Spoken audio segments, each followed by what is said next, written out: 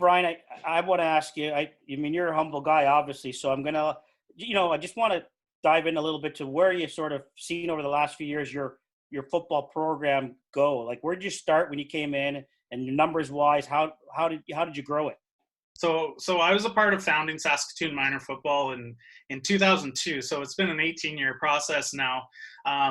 We had 300 kids that played touch football in the fall back then. This past year, we had just over 4,000 participants that participated in 7 different programs in our same organization, and we as a city have only, I mean, we've grown probably about 35,000 in that same time period. So we saw real exponential growth, and a part of that was just being able to offer programs. Sometimes, and this is one of the things I've learned a lot, especially over the last kind of 5 or 6 years here. Sometimes less is more. You don't need to have 12, 18-week seasons. You can get away with a 6-week season. You can play 1 game a week, even in flag football. And the kids want to keep coming back. They don't get burnt out. They're not tired. Oh, do I have to go to flag football again? You see kids run into the field to get their belts on and start tossing the ball around. So that's one thing we've been really conscious of is and it's maybe a detriment to all of us as football coaches. We always try and do more, but just being able to take that breath and say, like, hey, you know what? We've got a good thing going here. How do we increase the value without necessarily increasing the wear and tear on these kids as they go through our programs? That's great growth, and obviously those numbers are very impressive. Just sinking in a little bit again to back when you started in those first few years. Are there some tangible steps? If someone's listening to this and they want to start something similar, or build their program a little bit, what are some tangible things that you guys did in the beginning that you think really helped you as you were starting that trajectory? Boy, one of it was just trial and error. We were a touch football league.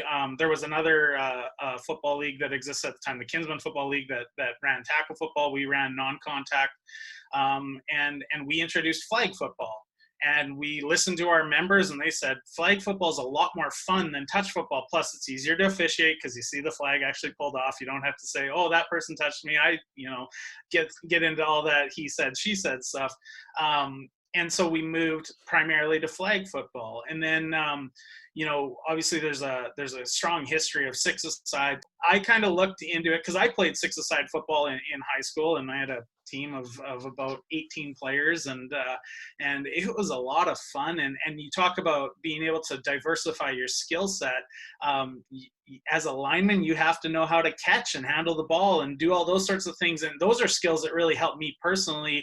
And as I started researching it kind of had that light bulb moment of, hey, pre-puberty, we need to teach these kids as broad a skill set as possible, because we can't guess how they're going to shape out in terms of, are they going to lean out, get taller? Are they going to broaden out? Let's give them that multi-skill set. And so we introduced 6-a-side football in 2009 as a spring development league. And I kept, again, kind of looking at the numbers and what was going on. And what I found was actually, in the first 3 years of the league, actually 83% of our participants did not play tackle football in the fall. They only played in the spring. And I said, okay, I started surveying people. Why do you do that? Well, we're hockey players, because hockey starts sooner and sooner. And hey, why would we ever fight or compete with hockey as football? Canada, right? Yeah. I mean, hockey's an important part of the lifeblood of this country too. So I said, oh, well, that's really interesting. We're actually introducing this sport to very good athletes that play hockey as well.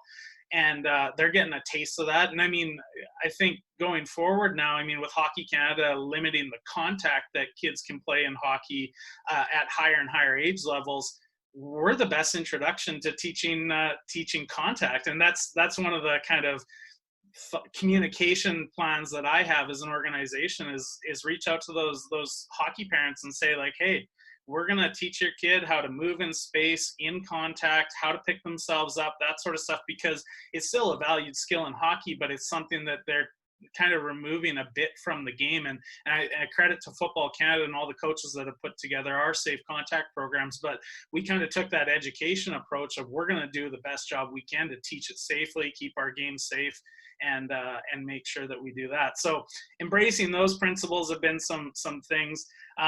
We had some trial and error. We did an 8-on-8 aerial league. So we kind of took what, you know, is popular down in the States, the 7-on-7. We Canadianized it. We had 3 linebackers and 5 DBs. And we ran an aerial league up here in Saskatoon from about 2011 to 2014.